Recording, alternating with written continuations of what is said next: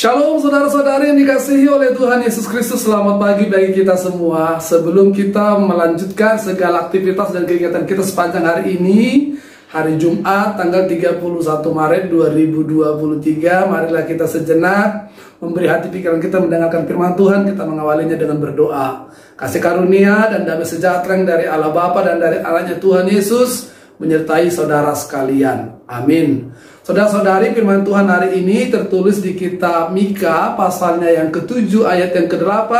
Demikian dikatakan, "Janganlah bersukacita atas aku, hai musuhku, sekalipun aku jatuh, aku akan bangun pula. Sekalipun aku duduk dalam gelap, Tuhan akan menjadi terangku." Demikian dikatakan.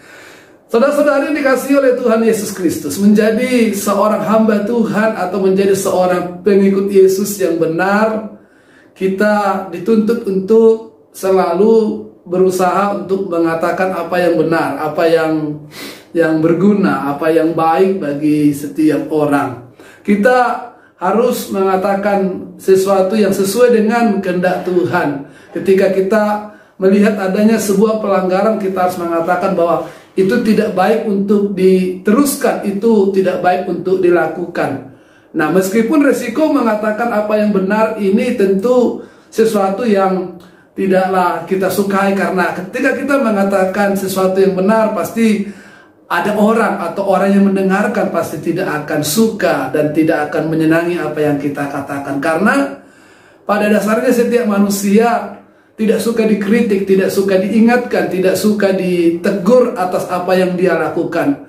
Pada dasarnya manusia lebih menyukai apa yang dia ingin dengarkan untuk disuarakan oleh orang lain kepadanya. Jadi dia lebih mencari untuk mendengarkan apa yang dia ingin dengar. Dia lebih suka kepada orang-orang yang menyampaikan apa yang menyenangkan hatinya, apa yang enak untuk dia dengarkan. Tapi ketika apa yang benar itu disampaikan, maka orang itu bisa menjadi tidak menyukai kita. Dia bisa beralih menjadi lawan kita.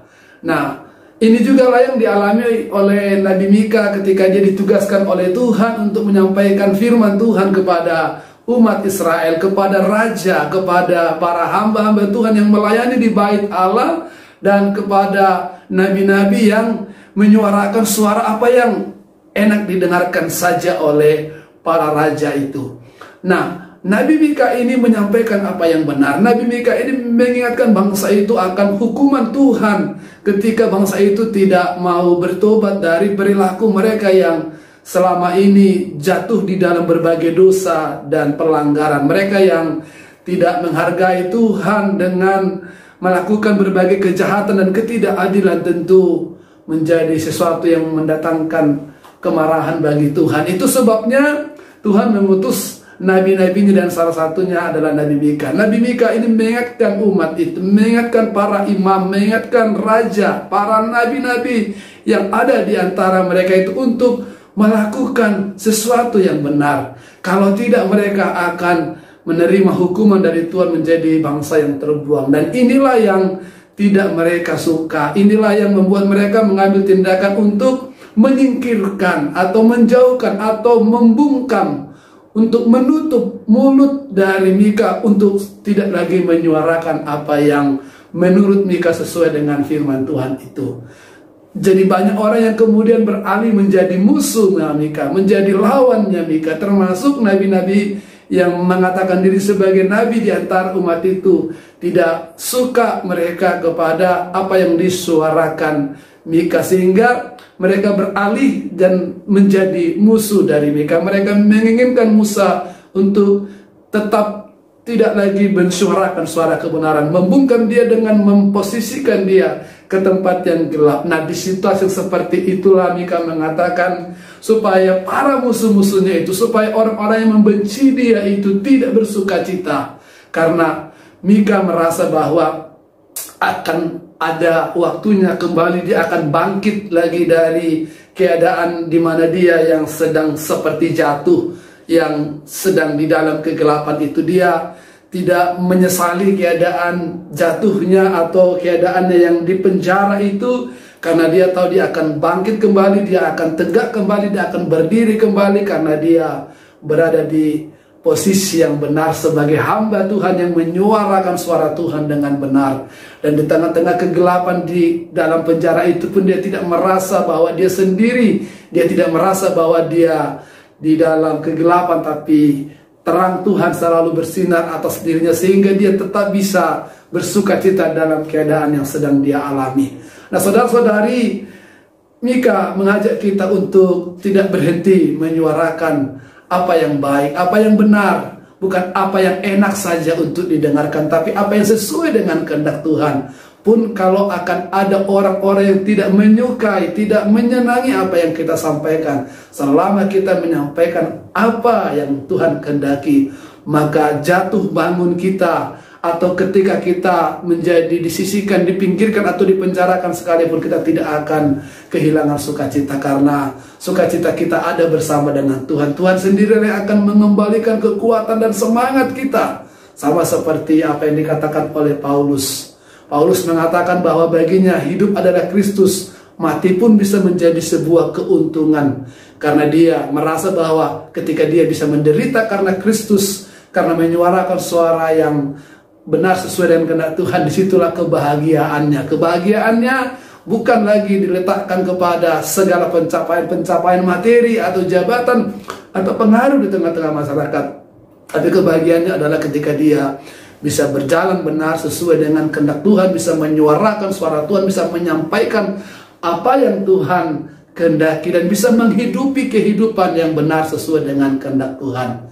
Itu sebabnya musuh-musuhnya dia katakan tidak boleh berbahagia atas keadaan yang sekarang bahkan dialami oleh para hamba Tuhan. Hamba Tuhan boleh menderita sejenak, tapi Tuhan akan mengangkat kembali, Tuhan akan menyelamatkan kembali, Tuhan akan memulihkan kembali kehidupan para hamba-hambanya, kehidupan para anak-anaknya yang berani hidup benar sesuai dengan kehendak Tuhan. Saudara-saudari, marilah kita bekerja dengan benar, marilah kita berbicara apa yang benar sesuai dengan kehendak Tuhan.